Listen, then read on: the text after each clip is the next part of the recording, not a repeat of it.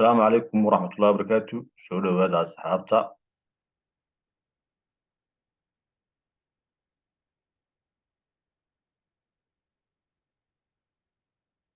Waxaan ku hadli doonaa analysis-keennii toddobaadka YouTube-ka oo iga yara xumaaday aan hagaajiyey maanta. Marka analysis-keennii toddobaadka amba maalinlaha ahaa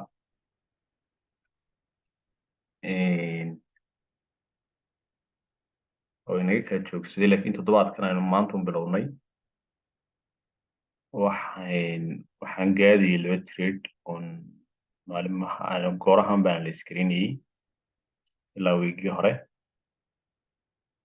Trade waa kan oo 1 hour kasoo arkanaba uptrend ku socday.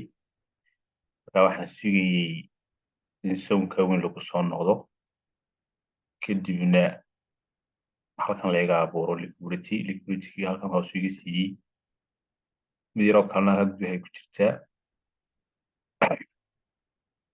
una iga qaaday kaa laakiin tradekan maan qaadan sababta oo ah markuu cunay 15 minute highgaa jibiyey si awood leh buu kusoo noqday. maxay ahayd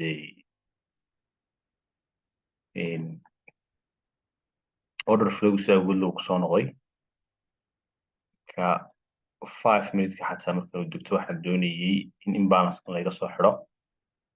Imbalance-kan marka laga soo xidho kadib aan trade-ka ka qaato markaan arko 1 minute amba 5 minute break oo dhacay laakiin may dhicin halkan ku kala wareegay.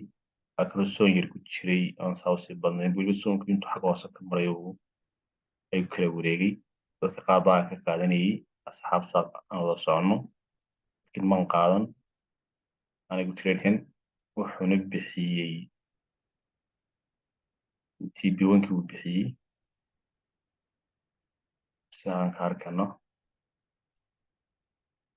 oo 36 bip ayuu bixiyey inkastoo hadda moodo inuu kusoo noqonayo haddana isla soonkii.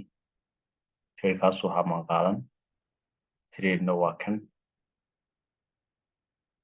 isaguna kanoo hoos u jeedo unbuu ahaa si aan ka arkano 1 hour down trend buu ku socday suuqu.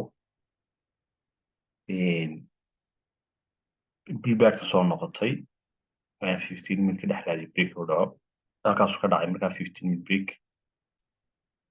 kadib uu soo noqday soonkii sax u tegey imbalance-kii soonka uu xidhay. kadib waxaa dhacday in uu 5 minute markan 5 minute break xaggan iga siiyeyba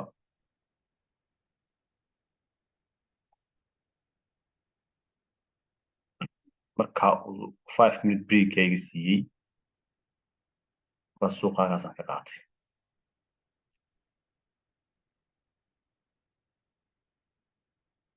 markaa tradekani marka TP1-kii uu siiyey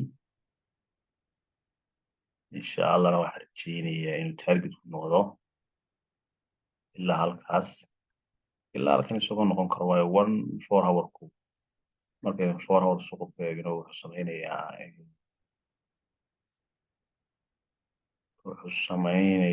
doonaya inuu soonkaas soo taabto weyne hoose ee 4 hour-ka.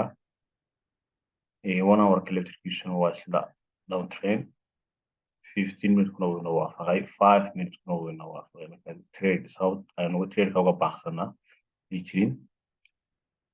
marka labada trade baan ayaan isha ku hayay mid waa dhaafay oo sababa aan soo sheegay baan u qaadan midna waan qaatay. sidaa ayuu socod wanaagsan asxaabta